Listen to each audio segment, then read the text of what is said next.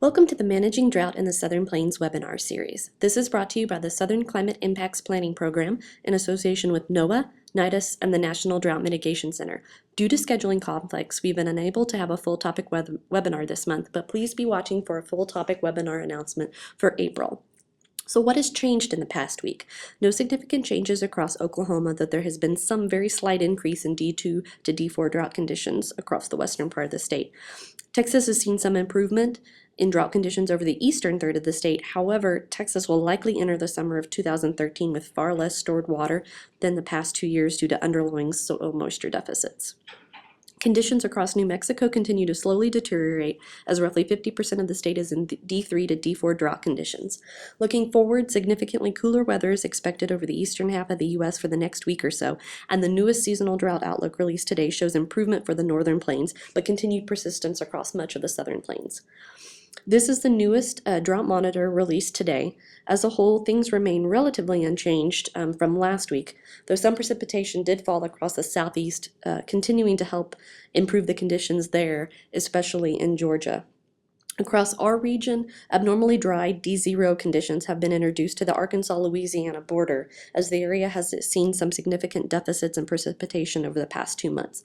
Some expansion of D2 to D4 drought conditions has occurred across the Texas and Oklahoma panhandles, as there are reports of widespread winter wheat and native grass loss. Across the northern plains, drought conditions remain unchanged from last week, as no significant precipitation fell across the area there.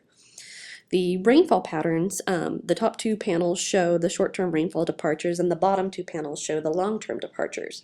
Within the last 14 days, only a small area of northwest Oklahoma and parts of the Texas Panhandle received any appreciable rainfall, and the last 60 days reflects the heavy snowfall that fell across the same region. But looking over the last 6 months and water years so far, long-term deficits of rainfall are still entrenched across the region. And we've mentioned the soil moisture over the past several briefings, as it's important to understand the underlying deficits, the areas in red, still need to be filled before we can see any charge of area lakes and reservoirs. The upper zone, the soil moisture has recovered some, but the area of above normal soil moisture, areas in light green, is actually shrinking. The outlook for the next 5 days shows precipitation chances are greatest in the eastern parts of our region and across the southeastern United States, with little rainfall expected in the hardest hit areas of New Mexico and western northwestern Texas. Most notably, over the next 5 days, a significant decrease in temperatures across much of the United States. Temperatures across our region are expected to be 15 to 20 degrees cooler than normal. Looking out 8 to 14 days, cool conditions are expected to persist across the eastern half of the U.S. There is a greater probability of above normal precipitation across the southeastern United States and below normal precipitation across the Great Lakes and the Midwest. And this is for Friday, March 22nd through Thursday, April 4th.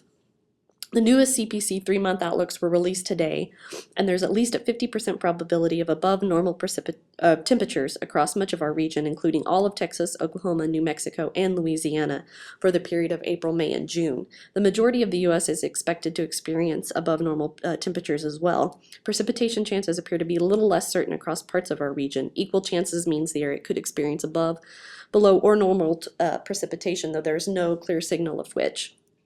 The seasonal drought outlook is also new this week. There is some indication that drought conditions will improve across some parts of Oklahoma, Kansas, and the northern Great Plains.